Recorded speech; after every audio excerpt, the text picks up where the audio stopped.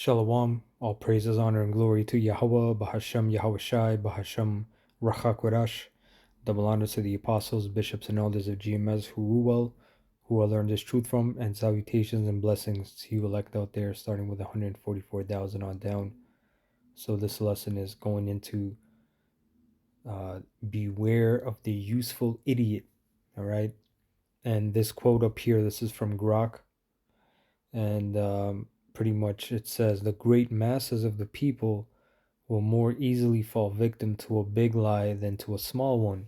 And this is a quote from Hitler, who was, as we know, when you go into his lineage, okay, he was an agent, right? But that was a quote that I mentioned when I asked Grok about this person, McLuhan, right? We're going to get into that. This passage explains his belief that people are more likely to suspect small, self-serving lies because they tell such lies to themselves, but they may struggle to imagine someone inventing a deception of enormous scale. He viewed this as a propaganda principle. McLuhan, right, which was a Canadian guy, right, he said, by contrast, wrote, the medium is the message and we shape our tools, and thereafter our tools shape us. These statements are not about lying directly. They argue that the form through which information reaches us, television, radio, newspapers, social media, smartphones, changes how we think, what we pay attention to, and even what seems believable, right? Which that's a contradiction. If he's saying, if the, Grok AI, this bullshit, has to say that this doesn't mean that they're lying directly. Yes, of course it's directly. It's indirectly, but it's direct line. It's fucking demon. Taken together, the psychology works like this. Repetition overrides scrutiny. A claim heard repeatedly begins to feel familiar because it's the flesh. Repetition, even if it's a lie, it's repetitive. Right? Like those old school black and white hypnosis videos, from certain shows back in the day, they showed the same thing. They said the same thing over and over again, right? And your flesh starts to accept it. So this world right here is under a mass hypnosis. One of the Masons' tools is hypnosis, and they figured out pretty much how to, you know, go from your left brain to your right brain, right? I believe your left brain is the cognitive, critical thinking, judgmental things like that. So it's like a barrier, but Esau found out a way to cross that, right? To pass that and to just go into your right, which is your feelings, feeling good. Okay, not pretty much not being critical, not being prudent, right? It says, taken together, the psychology works like this. Repetition overrides scrutiny. So like I read that part.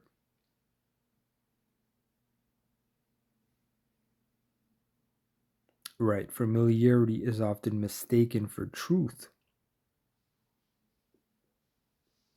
Right. A phenomenon psychologists call the illusionary truth effect, which is facts. So that shows you that you say something over and over and over and over again. Why do you think they play these commercials?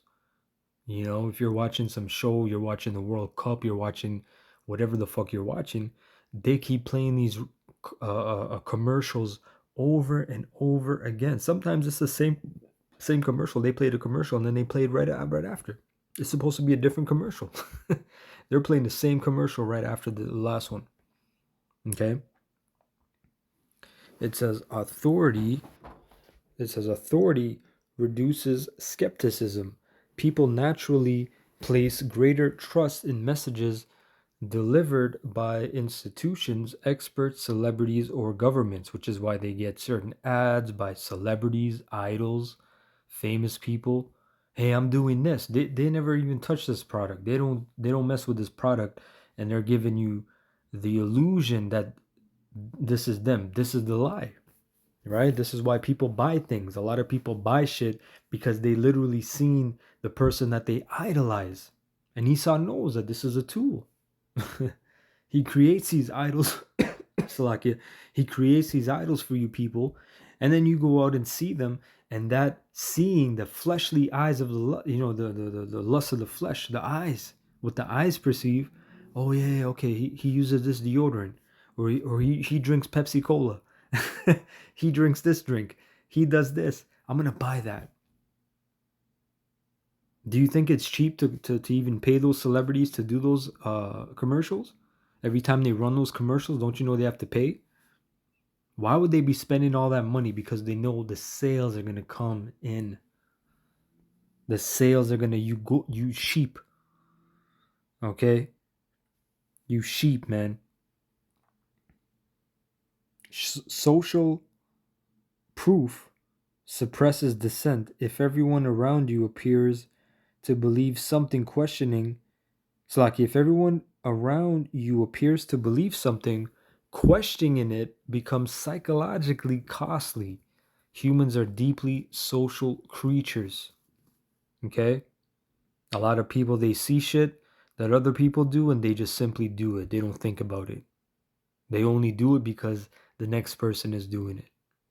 And they did a study with that where people will pretty much do shit because other people are doing it. Hey, stand up. You're in a classroom and somebody says stand up or whatever, whatever study it was, because other people are doing it, you're going to stand up. And then the person will ask you, why'd you stand up? Oh, everybody stood up. Right? That's just the flesh. Right? Emotion outruns reason. Fear, outrage, hope, and anger activates quickly intuitive thinking. Once emotions are enraged, people are less likely to critically evaluate evidence. It doesn't matter anymore, right? Even though all these conspiracy theories, they're declassified now, right? It's declassified information, right? There's an act passed, right, where they have to declassify things after what, 50 years? Nobody gives a shit. 5 decades? Everybody's worried about social trends and whatever the fuck they're worried about. They're not worried about the truth. The truth? Come on. Even people found out about this Epstein thing. Look, I remember when that shit uh was fire on the TikTok. It was just everybody posting, a lot of likes, a lot of views, this and that. Nothing happened. Nobody gives a shit. Where's all those videos now? Where's the attention now? Right? Identity becomes attached to beliefs. When a belief becomes a part of a person's group identity, abandoning it can feel like betraying the group rather than merely changing one's mind. The medium amplifies the message. McLuhan's insight is that different media reward different kinds of content. Television favored visual authority. Social media favor speed, novelty, and emotional engagement. The structure of the medium can magnify persuasive messages regardless of whether they are true. This is hardcore witchcraft. That's what you're seeing, sorcery in literally light speed coming to you off your screen, influencing your mind, your theories, your beliefs, your morals, what you feel. Why do you feel this thing? Why are you so obsessed with this topic? Why are you so entrenched in this belief? You don't even know why. You see in a social media post and it literally hijack your brain, your spirit. Okay? These mechanisms are supported by modern psychology and communication research and help explain why propaganda, advertising, conspiracy theories, and even truthful messages can spread so effectively. Right now, let me get this. This is the quote from McLuhan. Only puny secrets need protection. Big secrets are protected by public incredulity. Incredulity means lack of belief. So when you tell people, hey, the C19, that was blah blah blah. Oh, you're nuts. You know what? You're crazy. My cousin got deleted from that. My uncle, my wife, my whatever. Right? It's such a shock and outrage, right? Stockholm syndrome. It's too much of a shock. Cognitive dissonance. It's too much of a shock. It's too much of no. You're nuts. This is ruining my peace. This is ruining my little zen area. You're fucking me up right now. I can't do this right now. And people can't. You know, right? It says McLuhan also continued the thought. You can actually dissipate a situation by giving it maximal coverage. Look, Esau's a great fucking actor, man. He's a great persuader. He's a great deceiver. He's the great deceiver, really. His job was to deceive the whole earth, the four corners of the earth. Right? Revelations 20 mentions that. The dragon was loose to deceive the inhabitants of the earth, pretty much. Roughly paraphrasing. Right? To deceive, man, to lie to you, to bring lies, change your morality, flip the world upside down. Right? It comes from Take Today. The executive is dropout 1972. 70s, brother. 70s. We're into 2026. How many things have been happening? This guy's telling you this stuff at, interestingly enough, around 69, right, which was the downfall, starting to begin to the downfall of this devil, right? Written with Barrington Nevitt. The quote appears on McLuhan's own estate website. Now, let me get this real quick, right? This is Isaiah 5 and 20. Woe unto them that call evil good and good evil, right? You switch perceptions, you switch narratives, you flip the script, man. Literally. That's what an attorney is for in the Justice Department, right? In the rule of law, in the court, right, where justice is supposed to prevail. You have a aspect called an attorney, which turns, right, justice. That's why defense lawyer gets paid the most, right? Woe unto you that call evil good and good evil, that put darkness for light and light for darkness, that put bitter for sweet and sweet for bitter. Okay? And this is exactly what people don't understand. What the elite, the oligarchs, they call you a useful idiot. Let's look up what the term useful idiot is. A useful idiot is a political term for a person who supports a cause or a group without seeing the real goals or bad results of their actions. This person is used by clever leaders to spread ideas or propaganda without knowing they're being tricked, because this is exactly what the Matrix is about. The agents, you have people that are set up, right? They're set up. They're not getting paid by Esau. They just wholeheartedly believe and worship this beast system. Esau don't gotta pay them. They will defend E to the end. Jake, Esau, Elam, all kinds of people. Because they worship this system, this beast. They will literally, you say something, they will rebuttal automatically.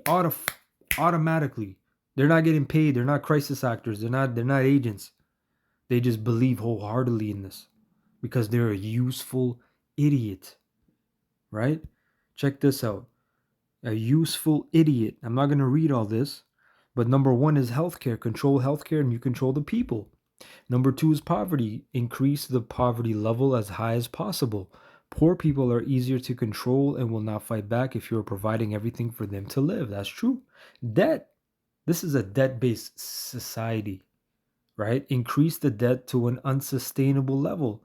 That way you are able to increase taxes and this will produce more poverty. Right? So forth and so on. You're seeing a lot of, if you're reading this, you can screenshot this. You're seeing a lot of issues that we're so-called suffering today in society, which are not even suffrages of society, really. It's this man bringing these things upon us. Society would be all right if this man wasn't tampering with certain things. Society would actually be okay. You didn't need a police force back in the day. You had a sheriff, you had certain people, deputy, and certain things took care of themselves, man. Okay? You didn't need this, hey, call 911. This guy's going crazy. Is he MK Ultra? Is he a grassroots? We don't know. Things used to be more chill. Okay? But anyway, I hope you're edified with that. Kah Allah Yahweh, Ba'ashem Yahweh Shai, Ba'ashem Rakhakwada, Shalom to the elect.